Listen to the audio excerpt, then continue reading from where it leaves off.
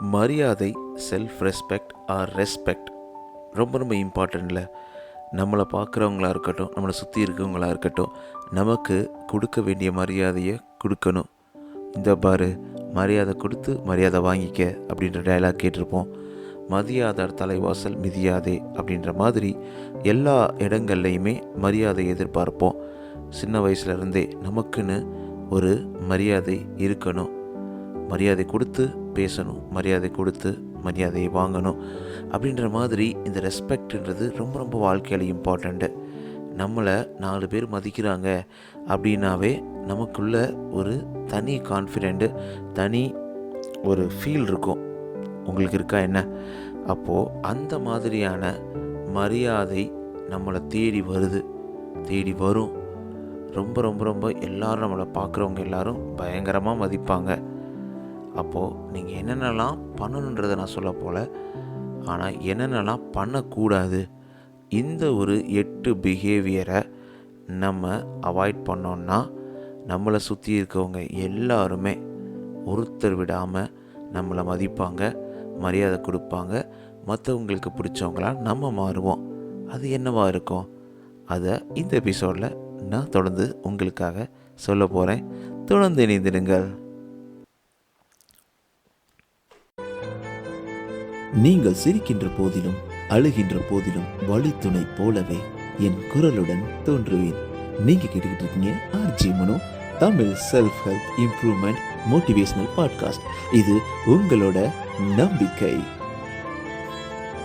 உங்களால் நான், உங்களால் மட்டுமே நான். அனைவருக்கும் அன்பான வணக்கங்கள். நண்பா, நண்பி, எல்லாரும் எப்படி போயிட்டுருக்கு? உங்கள் வாழ்க்கை எந்த மாதிரி போயிட்டுருக்கு? நிறைய பிஸியான லைஃப், நிறைய ஓட்டம், நிறைய கனவுகள், நிறைய முயற்சி, சில தோல்விகள், சில அழுகை, சில என்ன ஃபீலிங்னே சொல்ல முடியாத குழப்பமான மனநிலை, நிறைய நேரங்களில் கஷ்டம். இது எல்லாமே நம்மளை துரத்தி வரட்டி ஓடிக்கிட்டே இருந்தாலும் ஒரு சின்ன புன்னகையோட இதுவும் கடந்து போகும், எதுவும் கடந்து போகும்னு ஒரு தைரியத்தோட, நம்பிக்கையோட வாழ்க்கையை பார்க்குற என்னுடைய நண்பிகள்கிட்ட பேசுகிறது எனக்கு அவ்வளோ சந்தோஷம். நான் ரொம்ப சந்தோஷமாக இருக்கேன். ஏன் அப்படின்னு பார்த்தீங்கன்னா, இந்த வாரம் நம்ம பிளான் பண்ண மாதிரி நண்பிகளை நான் மீட் பண்ண முடிஞ்சது, அவங்களோட நேரடியாக பேச முடிஞ்சது. அவங்களுக்கு ஒரு மிகப்பெரிய நன்றி. ரொம்ப சந்தோஷமாக இருந்தது. அவங்களுடைய ஒவ்வொரு வார்த்தைகளும் என்னை ரொம்ப உந்தி தள்ள ஆரம்பித்தது. எவ்வளோ கஷ்டப்பட்டாலும் எது நடந்தாலும் இந்த பாட்காஸ்ட்டை விட்டுறக்கூடாது. என்னுடைய கடைசி மூச்சு வரை உங்களுக்காக, உங்கள் நண்பனாக என் குரலுடன் தொடர்வேன். நீங்கள் சிரிக்கின்ற போதிலும் அழுகின்ற போதிலும் வழித்துணை போலவே என்றும் உங்களுக்காக அப்படின்றத நான் ப்ராமிஸ் பண்ணிக்கிறேன். நீங்கள் எனக்கு என்ன பண்ணணும் அப்படின்னா, உங்களுடைய சப்போர்ட்டை மறக்காமல் சப்ஸ்கிரைப், ஃபாலோ பண்ணிவிடுங்க நண்பி. எந்த பாட்காஸ்ட்டில் லிசன் பண்ணாலும் ப்ளீஸ் ஹெல்ப் பண்ணுங்கள். ஏன் ப்ளீஸ் கேட்குறேன்னா, இது முழுக்க எந்த ஒரு மானிட்டரி பெனிஃபிட் இல்லாமல் மணி 0 ரூபீஸ் வச்சு நம்ம ரன் பண்ணிக்கிட்டு இருக்கோம். உங்களுக்காக எப்போவுமே இதில் ஆட் வராது. அதுக்கு நீங்கள் பண்ண வேண்டியதுனா சப்ஸ்கிரைப், ஃபாலோ பண்ணிவிடுங்க நண்பி. அது மட்டும் இல்லாமல் நீங்கள் ஆப்பிள்லேயும் ஸ்பாட்டிஃபைலையும் லிசன் பண்ணிங்கன்னா உங்கள் 5 ரேட்டிங்ஸை கொடுத்துக்கிட்டே இருங்க. நிறைய நல்ல நண்பிகள்கிட்ட நம்ம ரீச் அடைய முடியும். எப்போவுமே நம்ம கண்ணுக்கு தெரியாத ஒருத்தரோட வாழ்க்கையில் நல்ல ஒரு மாற்றத்தை நம்ம ஏற்படுத்துகிறோம். எந்த ஒரு காரணமும் எந்த ஒரு எதிர்பார்ப்பும் இன்றி பண்ணுறோம்னா அது பெரிய விஷயம் தானே. அந்த வாய்ப்பை கொடுத்த உங்களுக்கு கடவுளுக்கு மிகப்பெரிய நன்றி. ஏன் கொஞ்சம் டல்லாக பேசுகிறேன்னு நினைக்காதீங்க. ரொம்ப பிஸியான லைஃப், ரொம்ப கஷ்டமாக இருக்குது. ரொம்ப என்ன சொல்கிறது, ரொம்ப பிஸியாக மைண்டு அப்படி ஒரு என்கேஜாக இருந்தால் கூட ஒரு ஓரத்தில் சொல்லிக்கிட்டே இருக்குது, நண்பிகள் எல்லோரும் வெயிட் பண்ணிகிட்டு இருப்பாங்க, நீ பேசலையா அப்படின்ற மாதிரி. நீங்கள் முதல் முறையாக நம்ம பாட்காஸ்ட் எபிசோட்ஸ்க்கு வந்திருக்கீங்கன்னா, welcome to RJ Mano, Tamil self help motivational improvement podcast family. So நம்மளுடைய குடும்பத்தில் இணைந்ததற்கு நன்றி நண்பிகளே. அது மாதிரி நீங்கள் ஆல்ரெடி இருக்கக்கூடிய நண்பிகள்னால் உங்களுக்கு மிகப்பெரிய நன்றி, மிகப்பெரிய வாழ்த்துக்கள். உங்கள் வாழ்க்கையை மெருகேற்றுறதுக்கு, மாற்றுறதுக்கு, நீங்கள் முயற்சி எடுப்பதற்கு. ஆல் ரைட், லாஸ்ட்டாக RJ_Mano_ இந்த இன்ஸ்டாகிராம் பேஜில் உங்களுக்காக வெயிட் பண்ணிகிட்டு இருக்கு. நீங்கள் எனக்கு மெசேஜ் பண்ணலாம். நம்மளுடைய வாட்ஸ்அப் சேனல் லிங்க் இந்த பாட்காஸ்ட் டிஸ்கிரிப்ஷனில் இருக்குது. நீங்கள் ஜாயின் பண்ணிக்கலாம். உங்களுக்கு நிறைய மோட்டிவேஷன், ஏதோ என் கூடவே நீங்கள் இருக்கிற மாதிரி உங்களுக்கு ஃபீல் கொடுக்குற மாதிரியான விஷயங்கள் எல்லாமே ஷேர் பண்ணிக்கிட்டு இருப்பேன். ஆல் ரைட், நம்ம இன்றைக்கி பேச போகிற டாபிக் முன்னாடியே சொன்ன மாதிரி, வாழ்க்கையில் ரெஸ்பெக்டட் எல்லாருக்குமே பிடிக்கும். நம்மளை 4 பேர் ரெஸ்பெக்ட் பண்ணுறாங்க. 4 பேர் இல்லை, எத்தனை பேர் நம்ம பார்க்குறவங்க எல்லோரும் நம்மளை பார்த்தானே ஒரு மரியாதை கொடுக்குறாங்க. நல்ல புன்முகத்தோட இனிய சொற்களால் எப்போவுமே நம்மளை புகழ்கிறாங்க அப்படின்னா எல்லாருக்கும் பிடிக்கும். யாருக்கு தான் பிடிக்காது? நம்ம எப்போவுமே ஒரு தனித்துவமான ஒரு மனிதனாகவே பேசப்படுவோம், வளருவோம். அப்போது நம்ம சில நேரங்களில் இதை இழக்க நேரிடும் ஒரு சில குணங்களால். ஆனால் அதை பற்றி நான் பேச விரும்பலை. ஆனால் நம்ம மரியாதையை எப்போவுமே காப்பாற்றிக்கிட்டு நம்மளை சுற்றி இருக்கவங்க எல்லாமே நம்மளை நல்ல மக்களாக, நல்ல ஒரு பர்சனாக நம்மளை மதித்து நம்ம கூட நல்லா பேசக்கூடிய ஒரு மனநிலையை மக்கள்கிட்ட உருவாக்கணும் அப்படின்ற ஒரு எண்ணங்கள் எப்படி நம்ம உருவாக்குறது, அந்த பற்றி தான் இந்த எபிசோடில் கேட்க போகிறோம். அதுக்கு என்னென்னா, நம்ம அந்த ஒரு 8 பிஹேவியர் இருக்குது. அதை தூக்கி போட்டோன்னா கண்டிப்பாக உங்களை சுற்றி இருக்க எல்லாருமே உங்களை ரெஸ்பெக்ட் பண்ணுவாங்க. ஸோ அந்த 8 பிஹேவியர் என்னப்பா, அதுக்கு குட் பை சொல்லுங்கள் அப்படின்றது தான் இந்த எபிசோட். ஸோ ஃபஸ்ட் எடுத்தவொடனே, ஆல்வேஸ் சேயிங் எஸ். நிறைய பேர் நம்ம நிறைய காரணங்களுக்காக நம்மளை சுற்றி இருக்கவங்க, நம்மளை பக்கத்தில் இருக்கவங்க, இல்லை யார் எது சொன்னாலும், நம்ம ஆஃபீஸில் சொன்னாலும் எல்லா பேரும் என்ன பண்ணுவாங்கன்னா, எப்போவுமே அவங்க எஸ் சொல்லிக்கிட்டே இருப்பாங்க, இன்க்ளூடிங் மீ. சில நேரங்களில் நோ சொல்கிறதுக்கே பயப்படுவோம். எது கேட்டாலும் எனக்கு இந்த ஹெல்ப் பண்ண முடியுமா, எனக்கு இது பண்ண முடியுமா, அதை பண்ண முடியுமான்னு சொல்லிட்டு சில பேர் நிறைய அட்வான்டேஜ் எடுத்துக்குவாங்க. நம்ம எதுக்கெடுத்தாலும் எஸ் சொல்லிக்கிட்டே இருப்போம். நம்ம நோ சொல்கிறதுக்கே ரொம்ப யோசிப்போம், நோ சொல்லவும் மாட்டோம். அந்த மாதிரி தான் நம்ம வாழ்க்கை போயிட்டுருக்கோம். அப்போது சில இடங்களில் நம்ம நோ சொல்லி தாங்க ஆகணும். சில நேரங்களில் உங்களுக்கான முக்கியத்துவம் நீங்கள் கொடுக்கணும், உங்கள் குடும்பத்திற்கான முக்கியத்துவம் கொடுக்கணும். எல்லா நேரமுமே நம்மளை யூஸ் பண்ணுற மக்கள்கிட்ட எஸ் சொல்லிக்கிட்டே இருக்கோம். இல்லை எதுக்கெடுத்தாலும் எஸ் சொல்கிறோம். எஸ் சொல்லிவிட்டு அந்த பேச்சை காப்பாற்ற முடியாதது, நம்ம கொடுக்குற ப்ராமிஸை காப்பாற்ற முடியாதது, அவங்களுக்கு ஒரு நம்பிக்கையை, ஹோப்பை கொடுத்துட்டு கடைசியில் பின்வாங்கிறது. அதே மாதிரி நம்ம முடிஞ்ச எந்த விஷயமா இருந்தாலும் நம்ம கமிட் பண்ணிவிட்டு அதுக்கப்புறம் அதை பண்ண முடியாமல் இருக்கிறது. இந்த மாதிரி நிறைய விஷயங்கள் இருக்குது. அதனால தான் எல்லாத்துக்கும் உடனே எஸ் சொல்லக்கூடாது. ஸோ சில டைமிங்கில் ஹெல்த்தி பவுண்ட்ரிஸ் இருக்கும்போது நல்லது. அப்போ சில இடங்களில் நோ சொல்லி தான் ஆகணும். So start practising no. Sometime உங்களுக்கு இது அன்கம்ஃபர்டபுளாக இருக்கும், பட் ஸ்டில் நீங்கள் ரியலாகவே வில்லிங்காக மற்றவங்களை ஹெல்ப் பண்ணுறீங்க. உங்களுடைய வேலைகள் எல்லாத்தையும் முடித்து நல்லபடியாக எல்லாமே கரெக்டாக சரியாக போயிட்டு அதுக்கப்புறம் நீங்கள் அவங்களுக்கு ஹெல்ப் பண்ணுறீங்கன்னா ஓகே. அதே நேரத்தில் நீங்கள்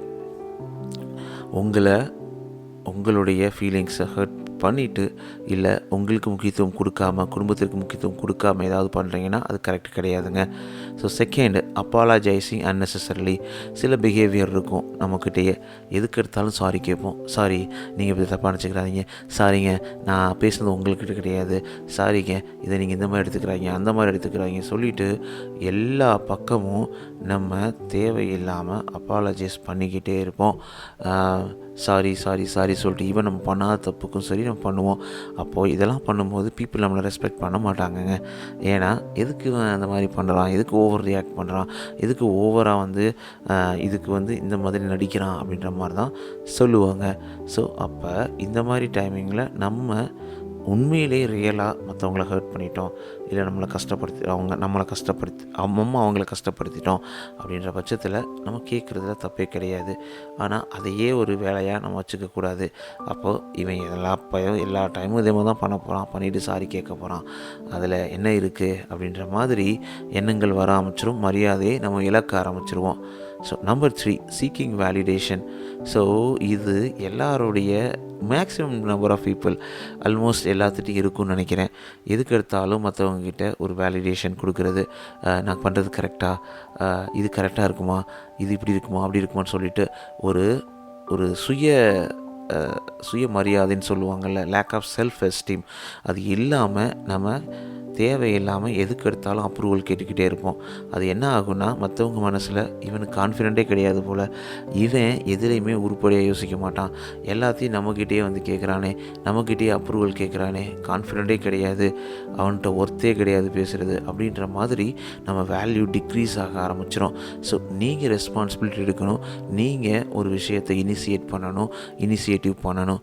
சம்டைம் ஹெல்ப் பண்ணுறது ஓகே, ஹெல்ப் கேட்குறது ஓகே, பட் எவ்ரி டைம் வந்து நம்ம மற்றவங்களை டிபெண்ட் பண்ணி இருக்கிறது விச் இஸ் நாட் கரெக்ட். அது சர்வைவல் ஆஃப் ஃபிட்னஸையும் அஃபெக்ட் பண்ண ஆரம்பிக்கும். அதனால் அதை பண்ணாமல் இருக்கிறதே ரொம்ப நல்லது. Number 4, over explaining your self. சில பேர் எப்போவுமே சாதாரண ஒரு விஷயத்துக்கு கூட பயங்கரமாக எக்ஸ்பிளைன் பண்ணுவாங்க. நம்மளை பற்றி டாப் டு பாட்டம் லைஃப்பில் நடந்த எல்லா விஷயத்தையும் தேவையில்லாமல் சொல்லுவாங்க. ஒன்றே ஒன்று தெரிஞ்சுக்கோங்க நண்பி, நம்மளுடைய கவலைகள், நம்மளுடைய சுகங்கள், நம்மளுடைய பிரச்சனைகள் எல்லாமே மற்றவங்களுக்கு அது என்டர்டெயின்மெண்ட்டாக தான் இருக்கும்.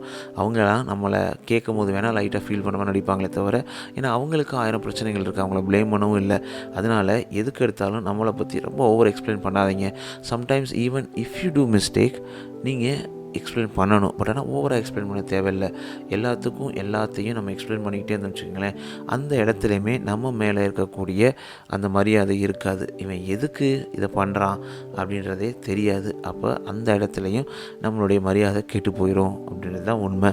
Number 5, neglecting your own needs. So இதெல்லாம் நம்மளுடைய தேவைகளை ஃபஸ்ட்டு பூர்த்தி பண்ணது. செல்ஃபிஷாக இருக்க தேவையில்லைங்க, ஆனால் அட்லீஸ்ட் நீங்கள் ஃபுல்ஃபில்லாக சாட்டிஸ்ஃபைடாக இருந்தால் தானே மற்றவங்களுக்கு ரியலாக ஃபுல் மனசோட ஹெல்ப் பண்ண முடியும். அதை விட்டுட்டு நீங்களே வந்து கஷ்டப்படுறீங்க, நீங்களே உங்களுக்கு எதுவும் கரெக்டாக வரல அப்படின்ற பட்சத்தில் நம்ம எப்படி மற்றவங்களுக்கு ஹெல்ப் பண்ண முடியும்? ஸோ அதை தான் உங்களுக்கு சொல்கிறேன். அதனால் நம்மளோட நீடை ஃபஸ்ட்டு வைங்க. மற்றவங்களுக்கு எடுக்கவும் வேணாம், மற்றவங்கள்ட்ட எடுக்கவும் வேணாம். உங்களோட தேவைகளை உங்களோட உழைப்புக்கு ஏற்ற மாதிரி வரக்கூடிய ஊதியத்தில் வாழ்க்கையை அமைச்சு பாருங்கள். நம்ம யாரோடையும் கம்பேர் பண்ண வேணாம், யாரோடையும் நம்ம வாழ்க்கையை ஒப்பிட்டு நம்மளே கீழே தள்ளிக்க வேணாம். ஸோ அதனால் நம்மளை புரிஞ்சுக்கணும், நம்மளை முன்னாடி வைக்கணும் அப்படின்றது தான் ஒரு முக்கியமான கருத்து. So number 6, avoiding confrontation. Confrontation is something many of us dread. It can be uncomfortable, uneasy and downright scary at times. So confrontation அப்படின்னா என்னென்னு பார்த்தீங்கன்னா, நம்ம சில விஷயங்களை ரொம்ப ஈஸியாக இருக்கும்னு நினைப்போம்.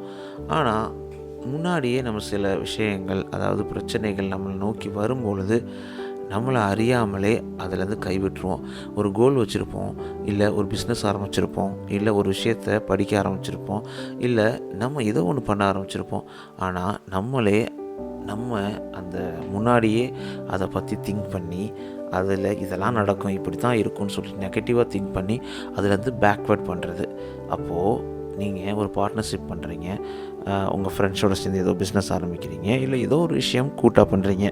அப்போது நீங்கள் சடனாக அதை விட்டு விலகி போகிறது ரீசன் என்ன கேட்டிங்கன்னா, இது கரெக்டாக வராது அப்படின்ற மாதிரி.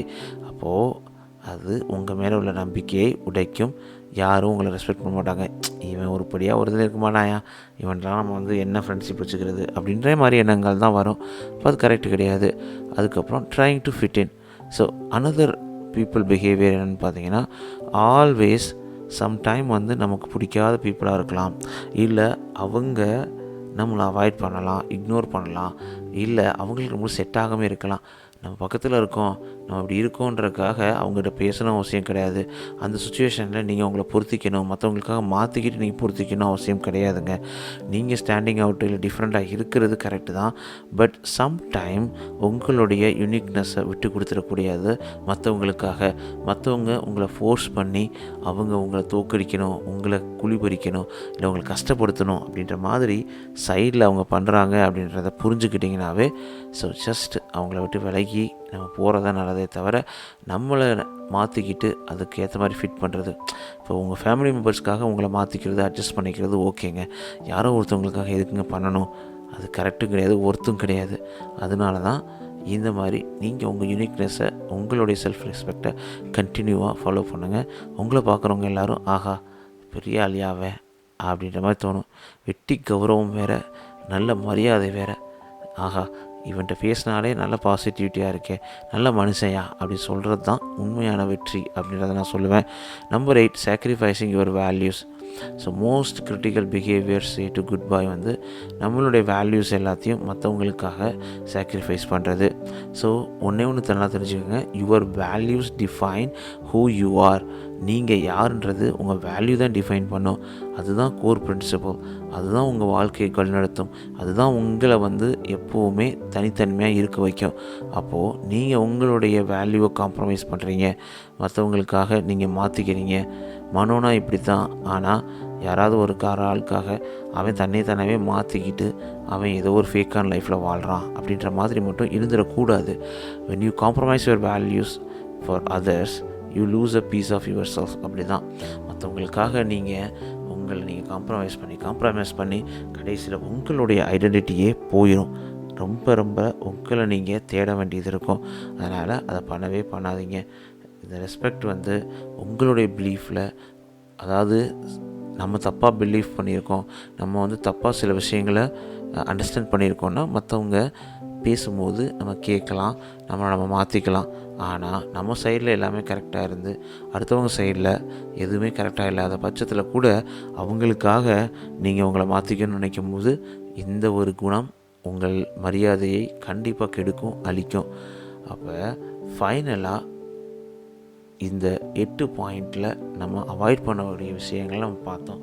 இந்த 8 விஷயத்தை நம்ம அவாய்ட் பண்ணோன்னா நம்மளை சுற்றி இருக்கவங்க எல்லாருமே எப்படி தேனை சுற்றி தேனீக்கெல்லாம் ஓடுமோ அது மாதிரி, ஆகா அந்த நல்ல மனுஷன் அவன்கிட்ட பேசலாம், இவன்ட்டு நம்ம ஃப்ரெண்ட்ஷிப் வச்சுக்கலாம் சொல்லிட்டு எல்லா பீப்புளும் உங்களை நோக்கி வர ஆரம்பிப்பாங்க. அதை விட்டு நம்ம புலம்பிக்கிட்டு உருண்டுக்கிட்டு தேவையில்லாத விஷயங்களை பண்ணிக்கிட்டு நம்ம நல்ல ஒரு மரியாதை எதிர்பார்க்குறோன்னா அது கண்டிப்பாக கிடைக்காதுங்க. அப்போ இந்த 8 பாயிண்ட் கண்டிப்பாக உங்களுக்கு யூஸ்ஃபுல்லாக இருந்திருக்கும்னு நினைக்கிறேன். என்னுடைய குரல் கூட கொஞ்சம் வேறு மாதிரி இருக்குது, கண் இருக்குது, டைம் ஆல்மோஸ்ட் லேட் ஆயிடுச்சு. எல்லாத்தையும் பார்த்துட்டு இருந்தாலும் உங்களுக்கு இதை பண்ணி இன்றைக்கி அப்லோட் பண்ணணும் அப்படின்ற ஒரு எண்ணத்தில் கண்டினியூ பண்ணுறேன். கொஞ்சம் வாய்ஸை அட்ஜஸ்ட் பண்ணிக்கோங்க. ஸோ உங்களுடைய வாழ்க்கையில் அனைத்தும் சிறப்பாக சந்தோஷமாக செமையாக கண்டிப்பாக அமையும் அப்படின்றதில் எந்த சந்தேகமும் கிடையாது. உங்கள் வாழ்க்கை அனைத்தும் சூப்பராமையும். நண்பி, உங்களுடைய சப்போர்ட்ஸ் எப்போவுமே எனக்கு வேணும். மறக்காமல் அர்ஜிமனோ _ இன்ஸ்டாகிராம் பேஜில் எனக்கு மெசேஜ் அனுப்பலாம். அது மட்டும் இல்லாமல் பாட்காஸ்ட் லிங்க்கில் நீங்கள் சப்ஸ்கிரைப் ஃபாலோ பண்ணுங்கள். எந்த பாட்காஸ்ட் ப்ளேலிஸ்ட் பண்ணாலும் அர்ஜிமனோ _ இன்ஸ்டாகிராம் பேஜில் நீங்கள் எனக்கு கனெக்ட் பண்ணலாம். அது மட்டும் இல்லாமல் நம்ம வாட்ஸ்அப் சேனல் லிங்க் இந்த பாட்காஸ்ட் டிஸ்கிரிப்ஷனுக்கு நீங்கள் கனெக்ட் பண்ணிக்கலாம். நீங்கள் என் கூட டேரெக்டாகவும் சேட் பண்ணலாம். ஸோ நீங்கள் இந்த பாட்காஸ்ட் பண்ண மறக்காம சப்ஸ்கிரைப் ஃபாலோ பண்ணுங்கள். நம்பி உங்களுடைய ஃபீட்பேக் எல்லாத்தையுமே எழுதி அனுப்புங்க. ஆல்ரைட், உங்கள் வாழ்க்கையில் அனைத்தும் சிறப்பாக சந்தோஷமாக செமையாக அமைவதற்கு வாழ்த்துக்கள். நான் உங்களை பேசிகிட்டு இருக்கேன் மனோ, நீங்கள் இருக்கீங்க RJ Mano, Tamil self motivational improvement podcast. இது உங்களோட நம்பிக்கை. டேக் கேர் நண்பி. பாய்.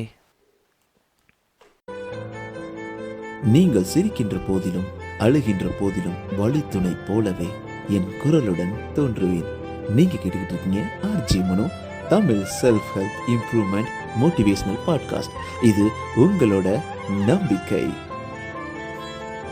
உங்களால் நான், உங்களால் மட்டுமே நான்.